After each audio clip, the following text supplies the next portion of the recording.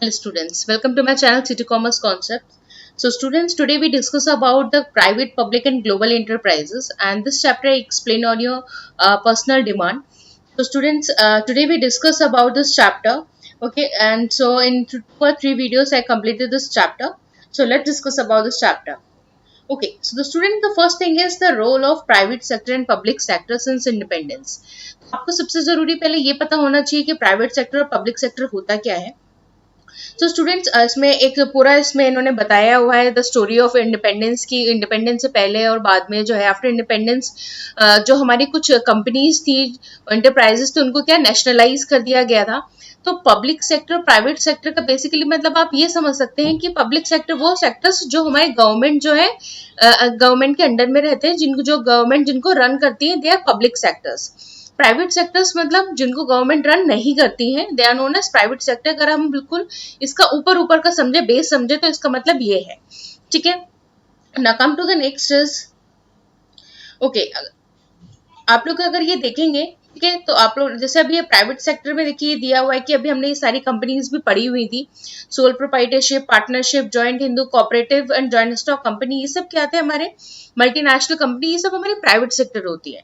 जैसे जियो कंपनी है, ठीक है, अंबानी की कंपनी है, ये सब क्या है, एक प्राइवेट सेक्टर है. ठीक है, हमारी इंडिया में जो इकोनॉमी यूज होती है वो एक मिक्स्ड इकोनॉमी है, जिसमें हम प्राइवेट सेक्टर को भी यूज करते हैं और पब्लिक सेक्टर को भी यूज करते हैं. प्राइवेट सेक्टर कैसे हो गया कि जैसे भी हमारी जितनी भी कंपनीज हैं, ठीक है, जो जितने भी अभी हमने जॉइंट स्टॉक कंपनी और मल्टीनेशनल कंपनी में आपको पता है, जैसे विप्रो, इन्फोसिस, टीसीएस, आपने नाम सुने होंगे. तो ये सब जैसे जियो की कंपनी, एयरटेल कंपनी, ये सब क्या है, ये सब पब्लिक कंपनीज है, प्राइवेट सेक्टर की कंपनीज है.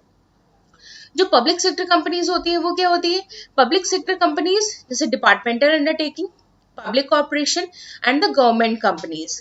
ठीक है, यानी कि डिपार्टमेंट अंडरटेकिंग का मतलब क्या होगा, जिनका पूरा पूरा गवर्नमेंट जिसको पूरा रन करती है, जिसका पूरा जो own and managed by the government, they are departmental undertaking. Public corporation का मतलब क्या होता है, जो पब्लिक से चलती है. ठीक है, जैसे LIC, IDBI, RBI, ठीक है, ये सब भी क्या है, ये इसमें पब्लिक का भी रहता है और प्राइवेट भी रहता है. गवर्नमेंट कंपनीज का के साथ भी वही है, जिसमें क्या है, जो गवर्नमेंट कंपनीज जैसे गेल, सेल, बेल, HPCL, ये सारी क्या है, हमारी गवर्नमेंट कंपनीज है. अभी इसको हम डिटेल्स में आगे और भी पढ़ेंगे. Okay, so here are the forms and types of public sector enterprises. So students, there are the 3 different forms. The first is departmental undertaking. Excuse me. Second is public corporation or the statutory corporation, and the third is government company. तीनों में क्या difference है और public sector के जो ये 3 forms है वो क्या क्या है. So today we discuss about the departmental undertakings. This is the oldest form of public sector enterprises. The departmental undertaking is considered as one of the department of government. यानी कि क्या है, डिपार्टमेंटल अंडरटेकिंग का मतलब क्या होता है, undertaking का मतलब ही यही होता है कि जब कोई आपकी उस पर्टिकुलर चीज की अथॉरिटी लेता है, अंडरटेक करता है, दैट इज कॉल्ड अंडरटेकिंग. तो डिपार्टमेंटल अंडरटेकिंग क्या है, सबसे पुराना हमारा पब्लिक सेक्टर एंटरप्राइज का एक फॉर्म है. सेकेंड चीज, जो हमारी डिपार्टमेंटल अंडरटेकिंग है, ठीक है, उसमें क्या है कि there is no separate existence than government, यानी कि गवर्नमेंट के अलावा उसमें और किसी का भी पार्टिसिपेशन नहीं है. It's functions under the overall control one ministry और डिपार्टमेंट ऑफ गवर्नमेंट. इसमें जो भी सेक्टर्स होते हैं, इसमें जो भी डिपार्टमेंट होते हैं, वो क्या होता है, it was manage and controlled by a single department of a government. तो जैसे इसमें एग्जांपल दिया है रेलवे. हालांकि अभी आप लोगों ने पढ़ा होगा कि रेलवे को अभी प्राइवेटाइज भी किया गया है. वो अभी हुआ है ऐसा कि रेलवे का कुछ पार्ट जो है वो प्राइवेट कंपनी को भी दिया गया है. उससे पहले ऐसा नहीं था. ठीक है, तो रेलवे को क्या है कि जैसे रेलवे डिपार्टमेंट संभालता है, हमारी जितनी भी टेलीकॉम कम्युनिकेशन है उसको टेलीफोन सर्विस संभालती है. ठीक है, तो ये क्या है, ये एक सेक्टर को जो पूरा एक डिपार्टमेंट संभालता है, that is called departmental undertaking. Students, this question is actually very important. It comes in 3 marks. 1 marks की इसमें definition मीनिंग आती है कि what is department undertaking, and 3 marks के इसके फीचर्स या इंपॉर्टेंस या मेरिट्स में से जरूर ये क्वेश्चन पूछा जाता है. तो ये जो टॉपिक है वो आपका 3 to 4 मार्क्स का बनता है. नेक्स्ट आता है फीचर्स क्या क्या है. देखिए, फीचर्स में क्या है कि कौन इसको मैनेज करता है, अभी मैंने बताया. Operate the overall control of one of the ministries of central or state government. या तो सेंट्रल गवर्नमेंट करेगी या स्टेट गवर्नमेंट.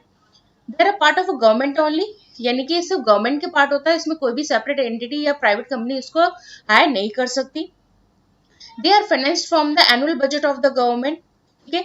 और इसको कौन, जैसे हम लोग देखते हैं ना रेलवे बजट आता है या हमारा आम बजट आता है, तो उसमें हमें बताया जाता है कि रेलवे के एक्सपेंसेस कितने हैं, रेलवे में कितना खर्च लगेगा, रेलवे से कितना आया या टेलीफोन कंपनी से कितना आया। तो इसको जो भी फाइनेंस किसी भी गवर्नमेंट कंपनी को चाहिए होता है वो हमारे एनुअल बजट के में शो किया जाता है। रेवेन्यूज ऑफ डिपार्टमेंटल अंडरटेकिंग से deposit the treasury of government. इन जो भी डिपार्टमेंट से, गवर्नमेंट के डिपार्टमेंट से हमें ट्रेजरी यानी कि जो भी पैसा आता है वो कहाँ जाता है, वो हमारी गवर्नमेंट के पास जाता है। The staff of departmental undertaking are civil servants and are recruited and compensated as per the rules of civil servants। ठीक है, जो भी इसके जो भी गवर्नमेंट कंपनी में जो काम करते हैं, रिक्रूट किए जाते हैं, ठीक है, उनको जो पेमेंट है वो भी उसके अकॉर्डिंग दिया जाता है। They are under the direct control of departmental head, यानी कि वो किसके कंट्रोल में होते हैं, डायरेक्ट डिपार्टमेंटल कंपनी के। Who is accountable to the concern minister, ठीक है। जैसे अगर आप जिसके भी अंडर में काम कर, यानी कि आप हर एक आप डिपार्टमेंट गवर्नमेंट के आप जो जिसमें वर्क कर रहे हैं that is department of government, लेकिन आप क्या है, आप अकाउंटेबल किसके में है, किसी मिनिस्टर के अंडर में वर्क करते हैं। They can be sued in the same manner as one can file a suit against the government, यानी कि आपको इसमें क्या होता है कि आपको अगर कोई भी आपके अगेंस्ट कंप्लेन फाइल करेगा तो जो गवर्नमेंट के रूल्स होते हैं उसके अकॉर्डिंग ही आपके ऊपर ट्रीटमेंट होगा, कि अगर आपने किसी के साथ जो भी जैसा भी किया है गवर्नमेंट के अकॉर्डिंग ही आपके ऊपर वो केस होगा। So these all are the features of departmental undertaking. Now come to the merits. Okay, so the merits are again like very similar to the features or the characteristics. It is easy to form a departmental undertaking as no registration is compulsory, ठीक है, क्योंकि आप किसी department के अंदर work करते हैं इसलिए आपको कोई भी रजिस्ट्रेशन की जरूरत नहीं होती है। क्योंकि अगर आपने पढ़ा होगा पहले तो रजिस्ट्रेशन हम लोग किस में कराते थे, जो प्राइवेट कंपनीज होती थी, ठीक है, जो पार्टनरशिप फर्म्स होते थे उसमें हमारे रजिस्ट्रेशन होते थे। नेक्स्ट आता है effective control. The control on department undertaking is very effective as it is direct and centralised, क्योंकि आप इसमें रिक्रूट होते हैं डायरेक्टली, आप इंटरव्यू देके डायरेक्टली उस कंपनी में आते हैं, इसलिए इसमें कोई भी किसी का भी कंट्रोल नहीं होता है। Okay, next optimum utilization of funds. There is a proper utilization of funds as financial matters are subject to ministerial sanction, budget, accounting and audit control। यानी कि इसके जो भी फंड्स होते हैं वो क्या हमारे डायरेक्टली गवर्नमेंट के पास जाते हैं, इसलिए इसका जो यूज है वो प्रॉपरली किया जाता है कि कहाँ पे कितना अकाउंटिंग में और ऑडिट जो भी कंट्रोल होता है हमारा बजट होता है उसके अकॉर्डिंग किया जाता है। नेक्स्ट आता है accountability. There is a direct parliamentary control. The performance of departmental undertakings can be discussed in parliament, so there is a public accountability। Students क्या होता है कि जो इसका जो कंट्रोल है जब गवर्नमेंट कर रही है, कोई भी इश्यूज होगा, कोई भी अकाउंटेबिलिटी होगी, कोई भी फाइनेंस होगा, वो डायरेक्टली कहाँ होगा, हमारा पार्लियामेंट्री कंट्रोल होता है। Performance of departmental undertaking can be discuss, यानी कि किसी भी डिपार्टमेंटल अंडरटेकिंग यानी कि रेलवे, टेलीफोन सर्विस या हमारे जो भी अभी हमने एग्जांपल्स पढ़े डिपार्टमेंट अंडरटेकिंग के, ठीक है, उसके अगर कोई भी डिस्कशन होगा उसकी परफॉर्मेंस का कि किसी ने कैसा परफॉर्म किया है, वो सिर्फ कहाँ पे हो सकता है, सिर्फ पार्लियामेंट में हो सकता है, हम कहीं पे भी और उसके बारे में डिस्कस नहीं कर सकते। नेक्स्ट आता है public revenue. Revenue of departmental undertaking is deposited in the treasury of the government. अभी हमने पढ़ा कि इसका जो भी इनकम आता है वो कहाँ डिपॉजिट होता है, गवर्नमेंट के पास। So these undertakings helps to increase the government revenue, और इससे क्या होता है जो गवर्नमेंट का रेवेन्यू है वो इंक्रीज होता है। नेक्स्ट आता है secrecy. Activities performance of the department undertaking can be highly secret as government can avoid disclosure on the play of public interest. Due to secrecy, only the most sensitive area that is defined is operating as a departmental undertaking. So students, secrecy का मतलब क्या हो गया कि किसी चीज को कितना सीक्रेटली रखना है, हाईली सीक्रेट। तो गवर्नमेंट के जो बेसिकली यानी कि डिफेंस का जो हम पार्ट होता है मेनली वही एक ऐसा होता है जिसको सीक्रेटली रखा जाता है। बाकी ऐसा कोई भी डिपार्टमेंट नहीं है कि कोई भी उस चीज की बात को सीक्रेट रखा जाए। तो this is all are the merits of a departmental undertaking. Now comes to the demerits. Okay, the inflexibility. The department undertaking works under strict, क्योंकि वो किसी एक के अंदर ही पार्लियामेंट्री कंट्रोल होता है, किसी और का उस पर इंटरफेरेंस नहीं होता है, तो इसलिए क्या है वो फ्लेक्सिबल नहीं है, उसकी वो क्या है इनफ्लेक्सिबिलिटी हो गई।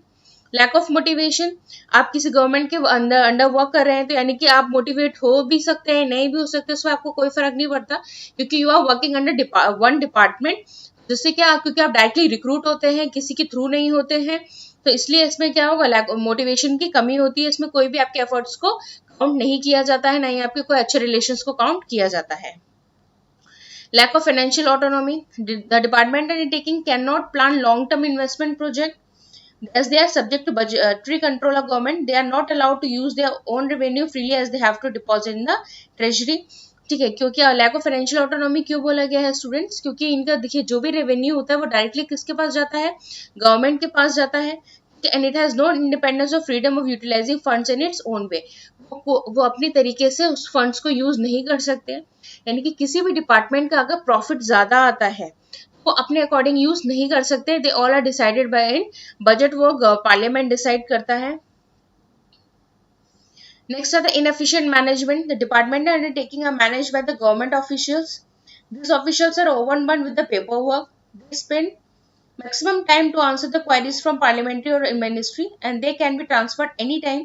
As a result, they have less sense of responsibility and efficiency. Okay, inefficient management क्यों होता है स्टूडेंट्स, क्योंकि देखिए क्या होता है, ओवर जो भी हमारे डिपार्टमेंट में टेकिंग होते हैं उसमें क्या पेपर वर्क ज्यादा होता है, ठीक है। जो मिनिस्ट्री और जो पार्लियामेंट होते हैं उनके ही क्या होता है, they spend maximum time to answer the query, यानी कि जो भी प्रॉब्लम्स होते हैं उसी में ही क्या ज्यादा से ज्यादा टाइम चला जाता है। और उसमें हम ये भी कह सकते हैं कि थोड़ा सा ओल्ड मेथड यूज होता है हमारा टेक्निकली, तो इसलिए भी थोड़ा सा टाइम ज्यादा लगता है। नेक्स्ट आता है red tapism and bureaucracy. Red tapism and bureaucracy refers to delay in decisions due to many formalities. The decision in the department are taking are delayed due to administrative formalities like paperwork, procedures, innovation. देखिए students क्या होता है कि जो government की चीजें होती हैं उसमें चीजों को इनोवेट होने में थोड़ा टाइम लगता है, और उसकी वजह से क्या है कि जो उसके अंदर की प्रोग्रेस है वो क्या है धीरे धीरे लो होती जाती है। इसकी वजह से क्या है, रेड टेप में ब्यूरोक्रेसी को बढ़ावा मिलता है और उसमें जो ग्रोथ है वो क्या है, वो धीरे धीरे कम होने लगती है। ओके, तो स्टूडेंट्स ये था हमारा डिपार्टमेंटल अंडरटेकिंग के characteristics, merits and demerits. And students in next class we will discuss about the public corporation and statutory corporation. अगर आपको इस पॉइंट में कोई भी डाउट हो, कोई भी आपको पॉइंट ऐसा हो जो आपको समझ में नहीं आया हो, आप मुझे कमेंट सेशन में कमेंट कर सकते हैं। और अगर आपको कोई और टॉपिक हो जिसको आपको समझना हो, मुझे कमेंट सेशन में जरूर कमेंट करिएगा। And that's for all today students, thank you.